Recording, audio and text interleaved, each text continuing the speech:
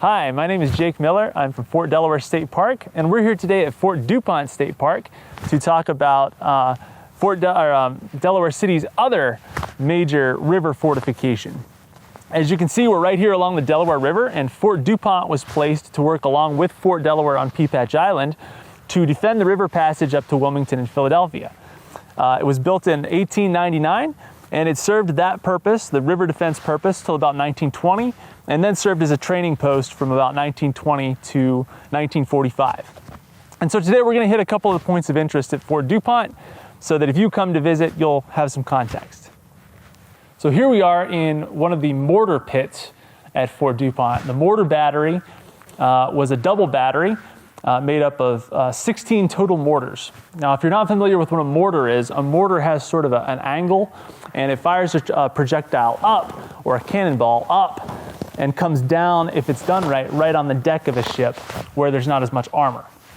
The mortars in this pit, there were 4 mortars in this one pit that we're standing in, and these are serious mortars. They fired, they're 12-inch mortars, so they fire a projectile that can weigh up to 1,000 pounds and with a range of about 6 miles. Now, what I want you to imagine is if you're one of the guys loading one of these in this enclosed space and firing one of these, how fast do you think you're going to go deaf and start to lose your hearing?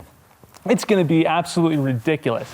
So all of the commands are done without really any noise or sound. It's all done by practice and motion.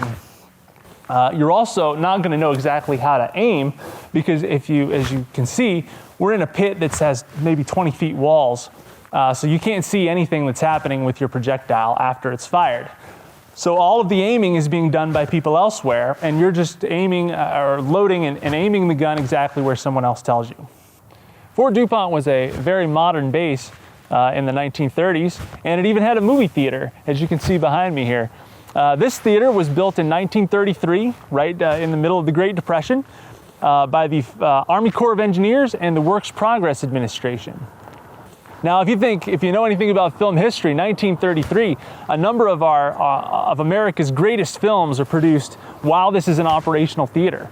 King Kong, Gone with the Wind, Wizard of Oz, Casablanca. You can imagine all of those being seen here by servicemen and women. Another type of film that we know is popular here were Shirley Temple films. Now, I wish this was the case today, but Sunday matinee movies at the time cost 10 cents for kids and 20 cents for adults. In the early 1930s, Fort Dupont transitioned from its role as a river defense site to a role for training for the military. And along with that, there was the need for more personnel. So what actually happened is Fort Dupont ends up having a housing crisis. Now, there's a couple ways that you can solve a housing crisis. The easy way, of course, is to build more houses. The Army decided not to go that route. You can see this house behind me. This is an officer's duplex here along the officer's row area at Fort Dupont. The amazing thing about this house, as large as it is, this house was not built here at Fort Dupont. It was actually built across the river at Fort Mott, New Jersey. Now, when Fort Mott, New Jersey shut down, the Army actually decided to repurpose this house and bring it over here. So what they did was they actually jacked the house up, put it on a barge, brought it across the river on the barge, and then using a system of sort of logs, rolled it into place and dropped it on its current foundation. That was done in 1931, which is incredible. There's a couple of houses like that here at Fort Dupont, and that's how they solved the housing crisis. So we're standing right now in front of the Fort Dupont commissary building. Now, if you're not familiar with what a commissary is, think of it as the grocery store for Fort Dupont. You can come here and get all your necessary supplies that you need to survive. Well, the interesting thing about the commissary building being here is if you're an officer's wife, you live all the way across the base. So if you're going to come here and do your groceries, and especially in the 1930s, you probably don't have a car, you're going to have to walk across the base, buy your groceries here, and then carry everything back home, which isn't ideal. So one commandant's wife in the 1930s decided that she was going to solve this problem.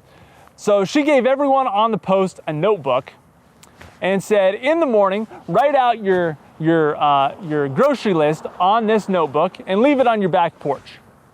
Then what she did was she had a couple of guys driving a truck, and they'd come around and they'd grab everybody's notebooks, everybody's lists. They'd come here, they'd do the shopping for you, and then they'd deliver the groceries to your back porch. So most folks had a chest freezer, so if you'd had anything that needed to be cold, just stick it in the chest freezer. And then at the end of the month, all you have to do is go in and pay your tab. It's really ideal, sort of Amazon before Amazon. She was an absolute hero on base for everybody. We hope you enjoyed this short video with some of the highlights of Fort Dupont. We hope you'll come back and visit on your own, either as a self-guided tour or as for one of our guided tours. Make sure you visit our Facebook page and the Delaware State Parks Facebook page as well. Thank you very much, and enjoy your Delaware State Parks.